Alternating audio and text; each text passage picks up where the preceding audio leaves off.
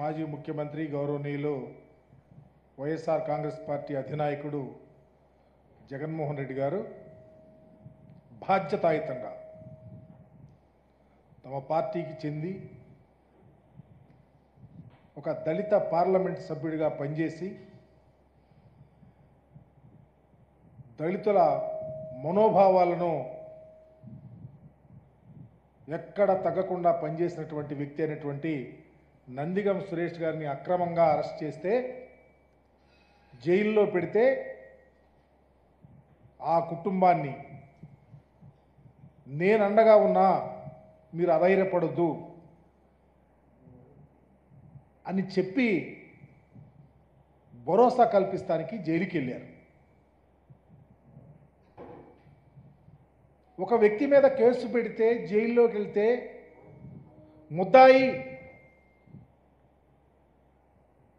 ముద్దాయిని చూస్తాకి జగన్మోహన్ రెడ్డి గారు వెళ్ళారు అని గావు కేకలు పెట్టే ప్రపంచంలో ఉన్న ఈ తెలుగుదేశం పార్టీ నాయకుల యొక్క స్థితి గురించి ఆలోచించమని అడుగుతా ఉన్నా. స్వయాన ఈ రాష్ట్ర ముఖ్యమంత్రి ముద్దాయిని చూస్తాకి జగన్మోహన్ రెడ్డి వెళ్ళాడు. ఈ రాష్ట్రంలో ఉన్న మంత్రులు మాట్లాడుతూ ఉన్నారు. నేను అడుగుతా ఉన్నా, అయ్యా ఆంధ్రప్రదేశ్లో ఒక దళిత పార్లమెంట్ సభ్యుడు జైల్లోకి వెళ్తే ఆయనను పరామర్శిస్తే తప్ప, అంటే మేము జైల్లో ఉంటే మీకు ఆనందం, మమ్మల్ని పరామర్శిస్తే మీకు తేలిక భావన. ఇంతకుముందు ఎన్నడూ ఎవరు వెళ్ళలేదా? చంద్రబాబు నాయుడు గారు మీరు వెళ్ళలేదా? అంటే పేదవాడిని పలకరించడానికి మనోధైర్యం కల్పిస్తానికి జగన్మోహన్ రెడ్డి గారు వెళ్తే మీరు ఇష్టం వచ్చినట్టు మాట్లాడటం మీకు తగునా అని అడుగుతా ఉన్నా. ఇది ఎక్కడైనా ఉందా ఈ సాంప్రదాయం?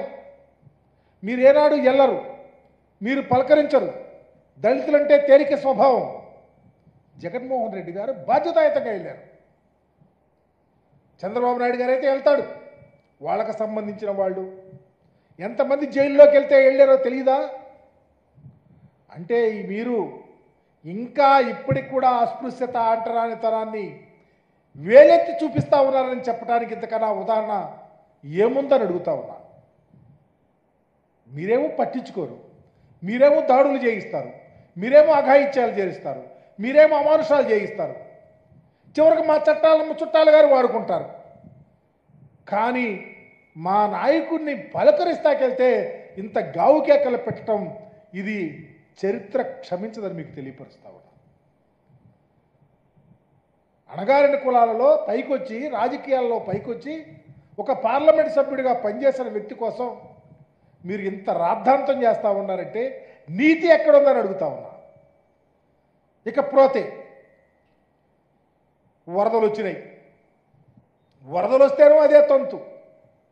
బోట్లు కొట్టుకొచ్చినాయి అంట. బోట్లో వైఎస్ఆర్ కాంగ్రెస్ పార్టీ వాళ్ళు చేయించారని ఒక కథ లేరే. నేను అడుగుతా ఉన్నా, ఎన్ని బోట్లు కొట్టుకొచ్చినాయి? 3 బోట్లే లెక్క చెబుతా ఉన్నారు, మిగిలిన 2 బోట్లు ఏమైనాయి? ఈ బోట్ల యజమాని శేషాద్రి అని ఆయన ఏ పార్టీ అని లోకేష్ బాబుని పాదయాత్రలో కలిచాడు. దాన్ని స్వయాననే మీ ఇరిగేషన్ మంత్రే చెప్తా ఉన్నాడు. అట్లాగే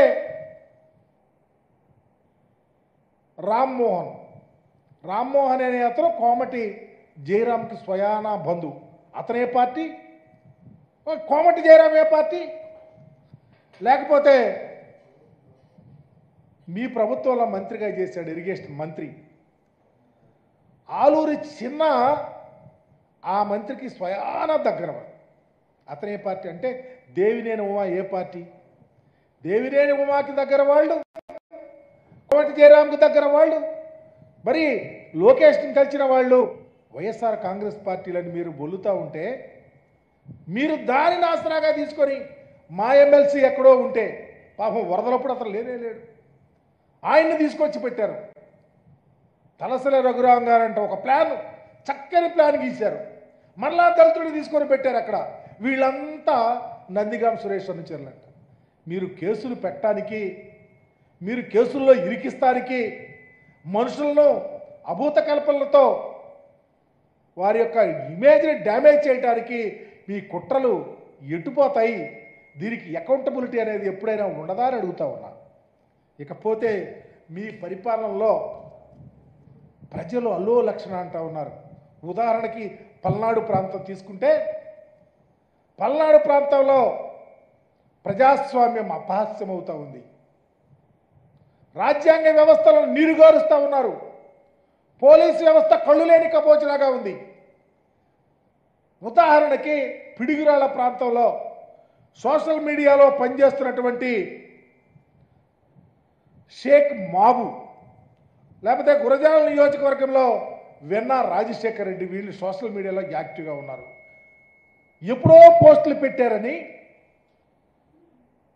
తప్పకుండా వారి మీద చర్యలు తీసుకోవాలా మీ కర్కశ బుద్ధితో.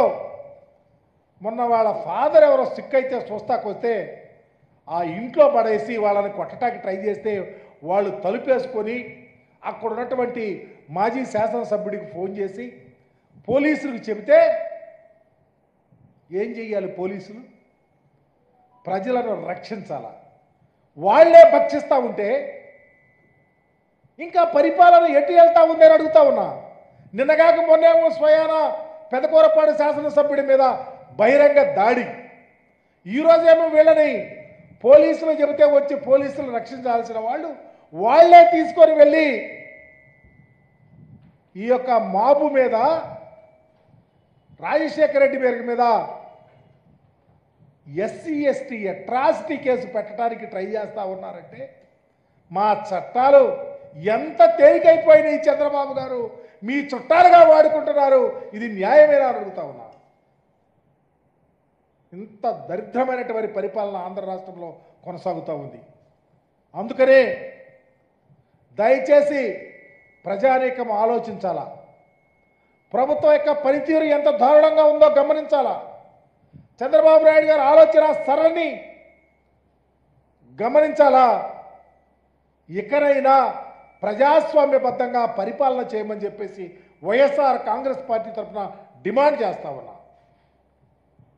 చట్టాలు మీ చుట్టాలుగా వాడుకుంటే ఎప్పుడైనా అకౌంటబిలిటీ అనేది తప్పదని కూడా గమనించమని ఆలోచించమని తెలియపరుస్తా ఉన్నా.